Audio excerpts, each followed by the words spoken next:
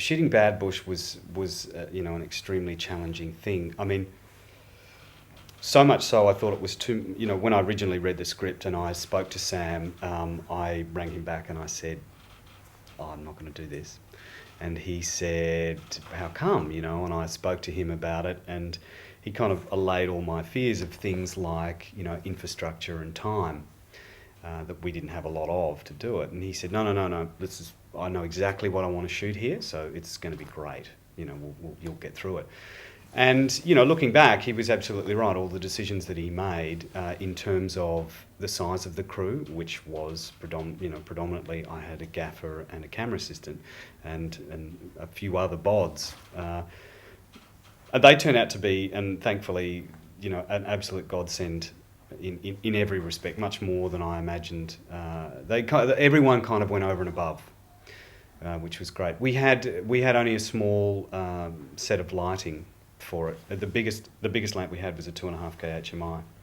Mostly it was Kino flows and smaller lamps, and our lightning effects, which were a set of lightning shutters which fitted on the 2.5K HMI, and then a thing called, which we came to love, an atomic detonator with the blinder effect, which was the best lightning I think I've seen, and easily, because it was a very containable set. It was a very containable house, that it worked fantastically.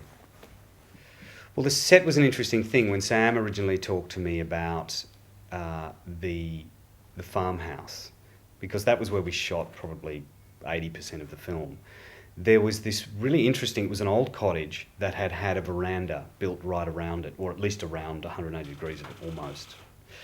And they had glassed all that in, and Sam said to me, "Oh, mate, we can use this as a backstage area." And I saw some photographs and I thought, I don't know about that. But what we ended up doing, which to his credit, he was so spot on with this, we blacked out that whole area, which meant that at any time we could look back on the cottage and we could shoot an exterior looking picture while still being interior. We shot with the JVC 251E, which is it's just the 200 series of the 100, if anyone's familiar with that, and it was shot in HDV 720 25p, and they're a great little camera because you can put really decent lenses on them. Although they're still only 30-inch chip, you can put, we had a reasonably long lens, and we certainly had a wide lens as well. And they're great. There was a bit of handheld in this film, and they sit on your shoulder like a Betacam or a properly balanced 16mm camera. They sit right there.